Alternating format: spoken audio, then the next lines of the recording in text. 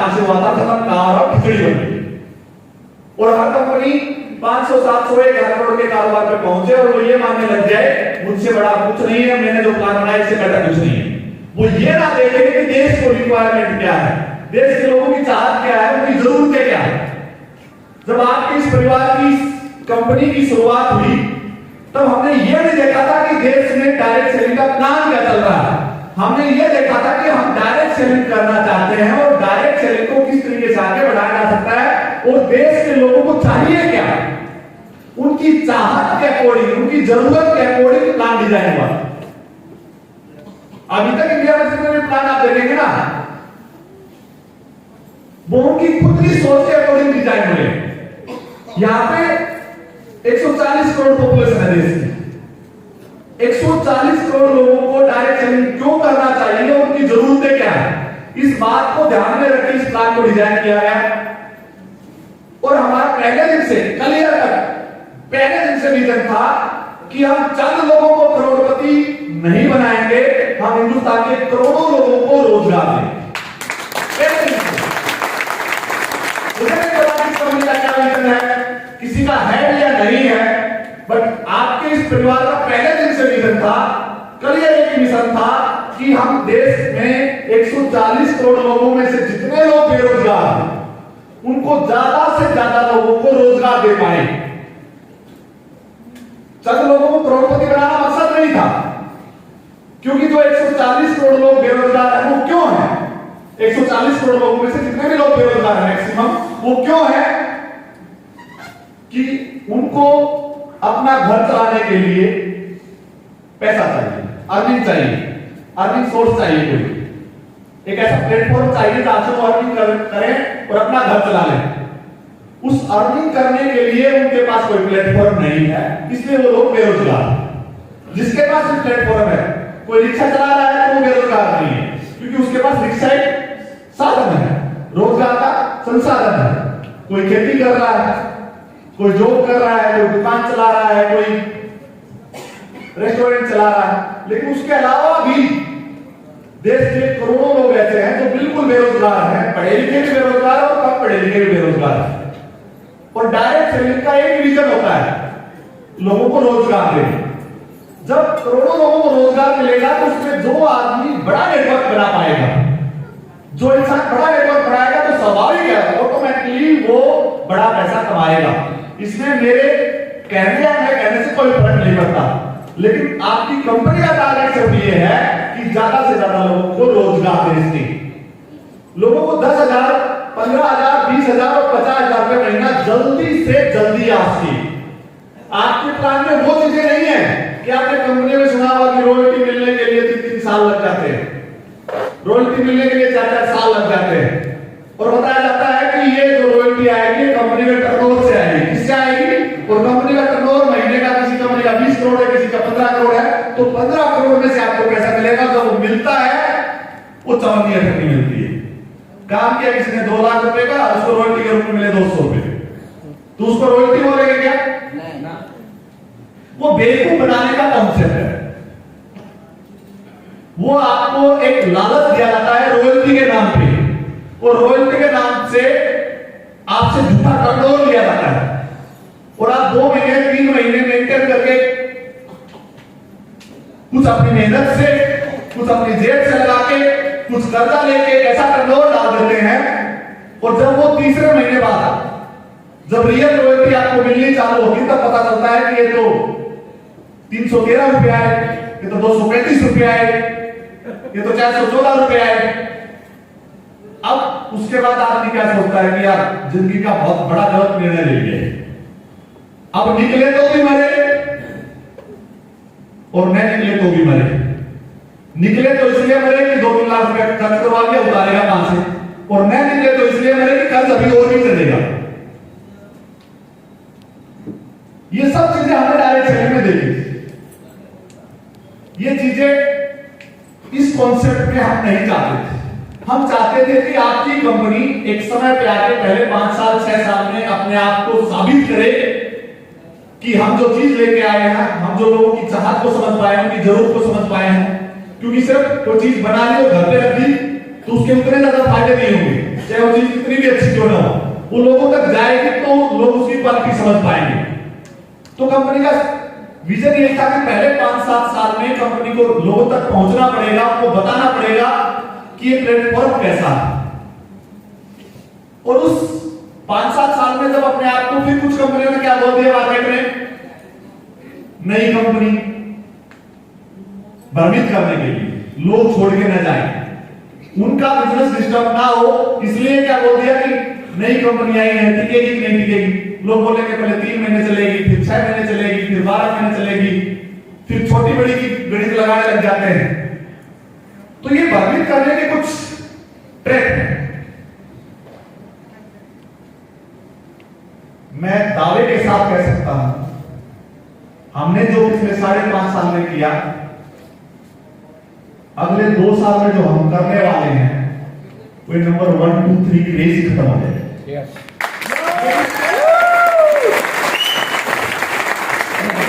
इस रेस में लोग ही नहीं रहेंगे, क्योंकि वो आज से 5 साल पहले भी 1000 और 1500 करोड़ के टर्नओवर पे घूम रहे थे, और उसी में अपने आप को नंबर 1, नंबर 2, नंबर 3 और बड़ा मान रहे थे।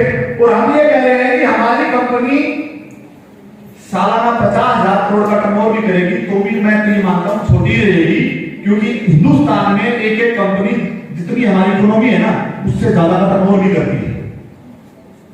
हमारे देश की जितनी इकोनॉमी है, उतना टर्नओवर भी करने वाली कंपनियां हैं देश के अंदर। तो फिर 50,000 करोड़ कोई बड़ा अमाउंट नहीं है। आप सोचिए, जब 50,000 करोड़ का टर्नओवर कंपनी कर रही होगी, और पिछले 10 साल में मैं जहां तक देख रहा हूं, पिछले 20 साल में मैं जहां तक देख रहा हूं, कोई भी कंपनी 2,000 करोड़ से ऊपर नहीं गई।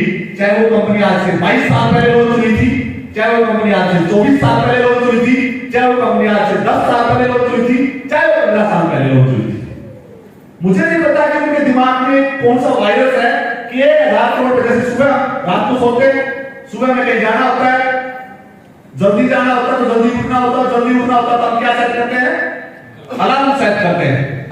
वैसे ही मुझे नहीं समझ में आता कि हिंदुस्तान में डायरेक्ट सेलिंग का जो मैनेजमेंट है, जितनी कंपनियों का मैनेजमेंट है, उनका 1,000 करोड़ या 1500 करोड़ पे जाते ही कौन सा अलार्म ऑटोमेटिकली कोई वायरस स्टार्ट हो जाता है, पतंग की तरफ जाने लगता है। मुझे नहीं पता वो क्या समस्या है उनके अंदर, या वो खुद ही क्रिएट करते हैं, या उनको उनका अहम खा जाता है। बट ये 1,000 करोड़ कोई बहुत बड़ा टारगेट नहीं है, या 1,000 करोड़ को हम कोई बड़ा टारगेट नहीं मान सकते कि देश ने बहुत बड़ा कर दिया। 1,000 करोड़ से देश में ज्यादा से ज्यादा 2-3 हजार 5,000 लोगों को रोजगार दिया जा सकता है। 140 करोड़ लोगों में से अगर 50 करोड़ लोग भी बेरोजगार हैं, आप 2-3 हजार लोगों को रोजगार देके नंबर 1 और नंबर 2 की रेस में थोड़ी आ सकते हैं। अभी हम 6th एनिवर्सरी सेलिब्रेट करने वाले हैं, दिल्ली में करने वाले हैं, उसकी इंफॉर्मेशन आपको अगले 2-3 दिन में मिल जाएगी।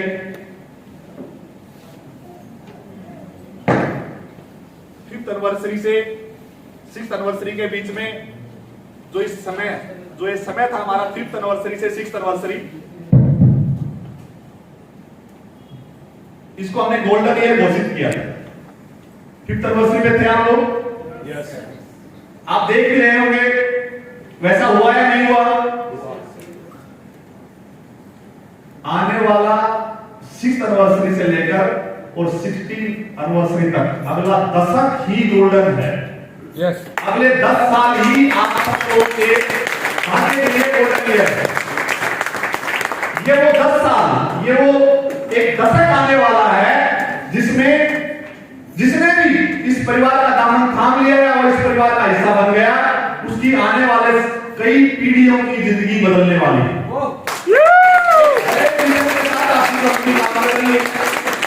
अभी आपके पास देख रहे होंगे कि 150 के करीब प्रोडक्ट हर महीने 2, 3, 5, 7, 10 प्रोडक्ट आ रहे हैं। एनिवर्सरी नजदीक आ रही है, स्पीड बढ़ेगी।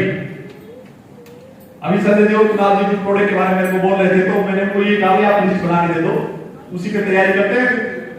तो ऐसे बहुत सी प्रोडक्ट की पाइपलाइन है जो आपको आने वाले समय में आपके बिजनेस को 4 गुना और 10 गुना कर सकते हैं।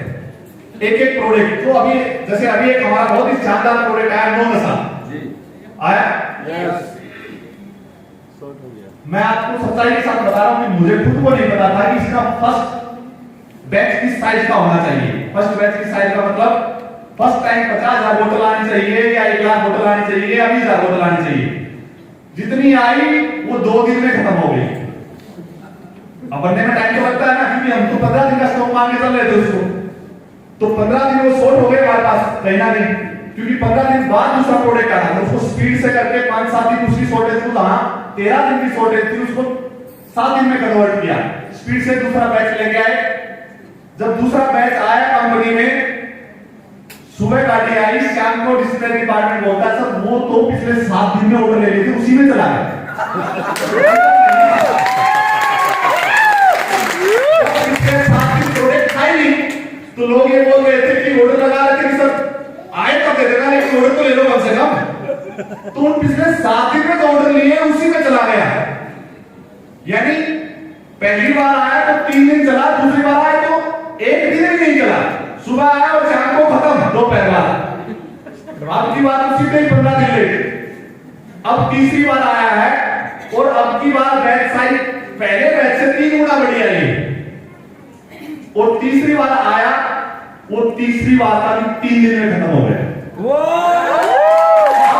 आज की डेट में 9 नशा प्रोडक्ट कुणाल जी ने वैसे आज से 3 दिन पहले पहुंचा था, सर 9 नशा कब तक आएगा, थोड़ा डेट तो बताया, मैंने कहा था कल आ जाएगा। आज से 2-3 दिन पुरानी बात है, और आज पोजीशन ये है कि वापस खत्म हो गया है।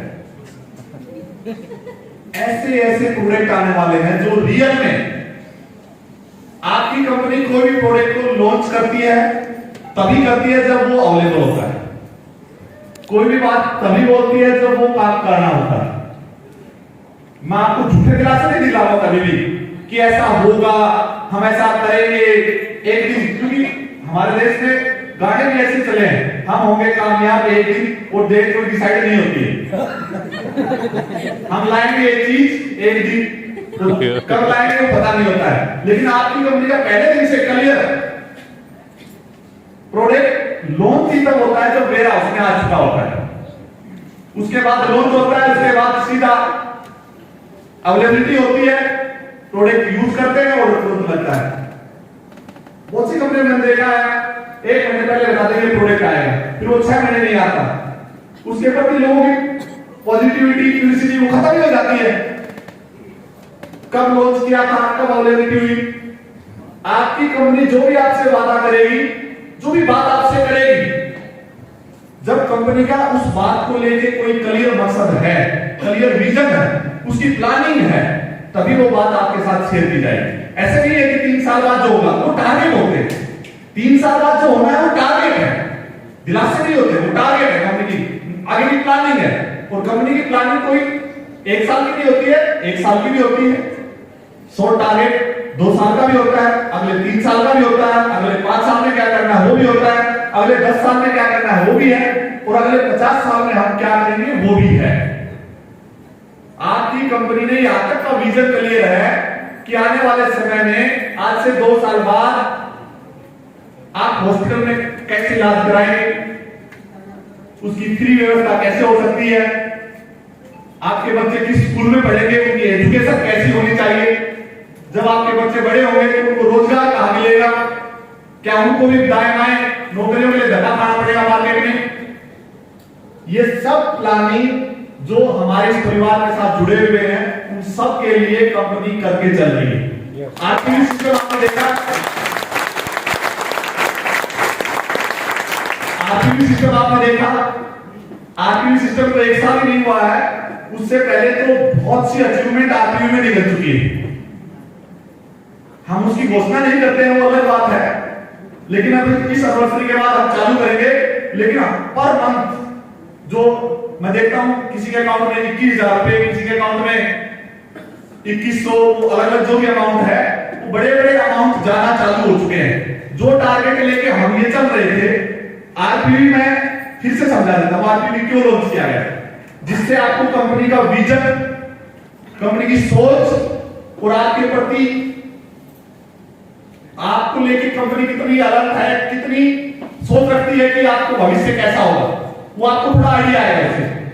आरपीवी इनकम क्यों लॉन्च की गई थी, मैं उसके बारे में थोड़ा सा 1 मिनट में आपको बताऊंगा।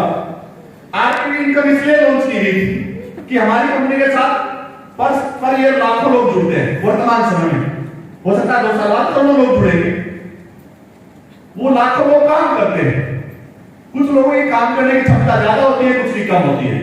कुछ लोग बेचारे सिर्फ साइनिंग मेंटेन कर पाते हैं और 1 साल तक साइनिंग में लगे रहते हैं, हो सकता है वो पार्ट टाइम कर रहे हो सकता है उनकी परिवार में कोई परिस्थितियां ऐसी आ गई होगी वो लगातार बड़ा लेवल मेंटेन नहीं कर पाया, नेक्स्ट लेवल को अचीव नहीं कर पाए।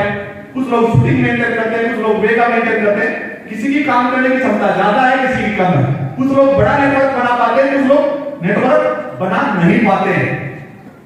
हमारा मानना यह था कि जो सिर्फ बड़ा नेटवर्क बनाए वही कामयाब हो तो फिर मजा नहीं आएगा, फिर हमारे में और अदर लोगों में कोई फर्क नहीं रह जाएगा। जब कंपनी को 5 साल हुई, कंपनी ने देखा यार हमारे साथ आज से 5 साल पहले कुछ लोग आए, वो 5 साल से लगे हुए हैं, लेकिन आज वो 4 घंटे इस परिवार को देते हैं और 4 घंटे में उनको मंथली 25-30 हजार रुपए महीना शूटिंग मेंटेन करते हैं तो 40-50 हजार रुपए महीना उनके घर में आता है। अब 40-50 हजार रुपए उनके घर में आता है और वो 40-50 हजार रुपए खर्च हो जाता है। समझ रहे हो मेरी बात को? इंसान की उम्र बढ़ती जा रही है, उनके बच्चे बड़े होते जा रहे हैं। हो सकता है जब कंपनी ज्वाइन की किसी ने 2018 में, तो उसकी उम्र मान लो 25 साल, शादी हो रखी थी, एक बच्चा भी था, तो बच्चा छोटा था 1 साल का। लेकिन 2018 से 23 में आया तो बच्चा कितने साल का हो गया? देखते देखते 5-6 साल का हो गया, तो स्कूल भी जाने लग गया। अब जब 2018 में उसने ज्वाइन की थी और उसी इनकम को वो इतना ही टाइम दे पा रहा है कि इनकम एक लिमिटेड इनकम भी बना पा रहा है और वो खर्च हो जा रही है, तो फिर एक दिन बच्चा स्कूल जाएगा तो खर्चे बढ़ेंगे, तो फिर क्या करेगा वो ऐसे स्कूल में अपने बच्चे को डालेगा जहां पे कम पैसा लगता हो, एजुकेशन अब वहां पे कैसी होगी वो भगवान का रसोई रहेगा। जो हमारे साथ काम कर रहे हैं जो लोग, उनके बच्चों का भविष्य भी हमें बना के चलना। तो ये बंदा अगर काम करे, धीरे धीरे इसके बच्चे को स्कूल में भी डालेगा तो पैसा लगेगा, बच्चा बड़ा होगा, बड़ी क्लासों में जाएगा तो पैसा ज्यादा लगेगा। एक समय आएगा कि इस आदमी को काम करते हुए हमारे साथ 15 से 20 साल हो जाएंगे और 15 से 20 साल होने के बाद बच्चे की शादी भी करनी पड़ेगी, लड़की है तो उसकी भी शादी करनी पड़ेगी, हो सकता है उसको घर भी बनाना पड़ जाए। तो इन चीजों के लिए पैसा कहां से आएगा? और देखते देखते समय निकल जाएगा। काम करते करते पता चलेगा कि हमें एक साथ काम करते हुए 15 साल हो गए, हमें एक साथ काम करते हुए 20 साल हो गए।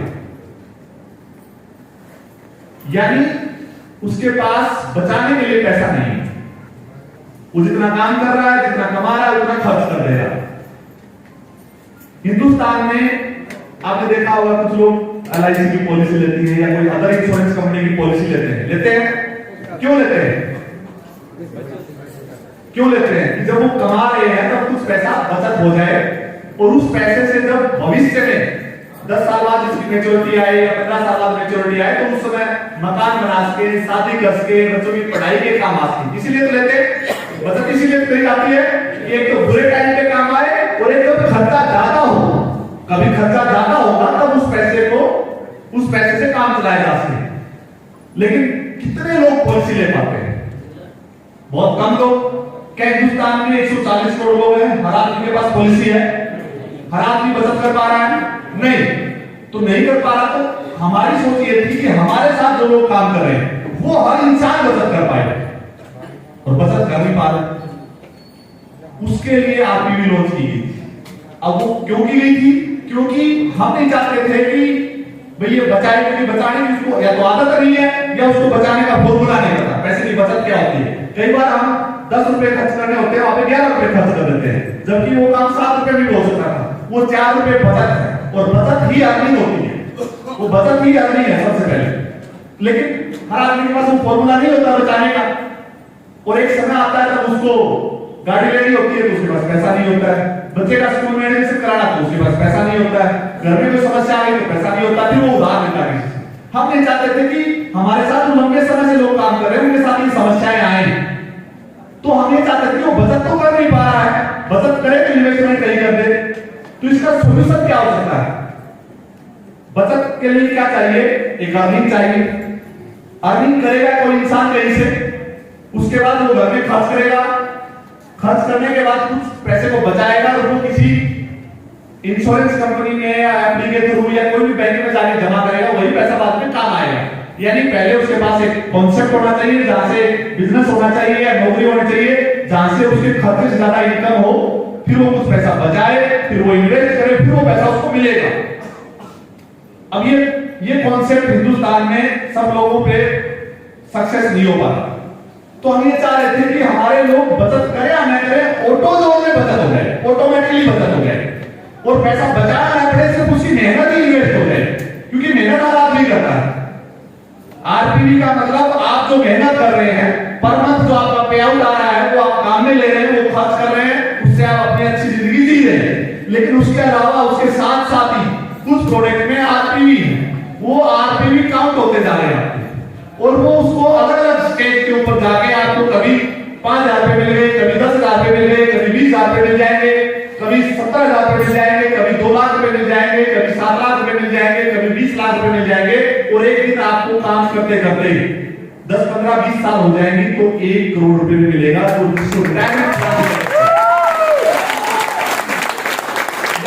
आपको काम करते कुछ इंसान तो 1 करोड़ रुपए को 5 साल में भी ले लेंगे कंपनी से। समझ रहे हैं बात को? जिनकी स्पीड ज्यादा है, जो तेजी से काम कर रहे हैं। लेकिन कुछ इंसान ऐसे हैं जो बेचारे साइनिंग शूटिंग वे कर रहे हैं, और एक लंबे समय बाद जाके उस करोड़ पे पहुंचते हैं, उनको 10 साल लग जाएंगे। लेकिन कुछ इंसान ऐसे भी होंगे जो लगातार प्रोडक्ट यूज कर रहे हैं, शूटिंग भी मेंटेन करते रहेंगे, हो सकता है 7-2 साल में एक लेवल बदल लें, उनको 15 साल में मिल जाएगा। लेकिन जब मिलेगा तब तक, जब कंप्लीट 1 करोड़ रुपए मिलेगा, उस समय तक, उससे पहले भी उनको 40 लाख रुपए मिल चुके होंगे, और 1 करोड़ लाख में मिलेगा। तो मैं ये कह सकता हूं कि 1.5 करोड़ रुपए उसको एक ऐसी इनकम मिल जाएगी जो भविष्य में किसी के सामने हाथ नहीं फैलाने पड़ेंगे। कंपनी के साथ जितने परिवार जुड़े हैं, हर परिवार के लिए कंपनी ये सोच लेके चली। इससे आपको आइडिया आ सकता है कि कंपनी कितने लंबे विजन के साथ काम कर रही है। आपको भविष्य में परेशानी नहीं आएगी, बस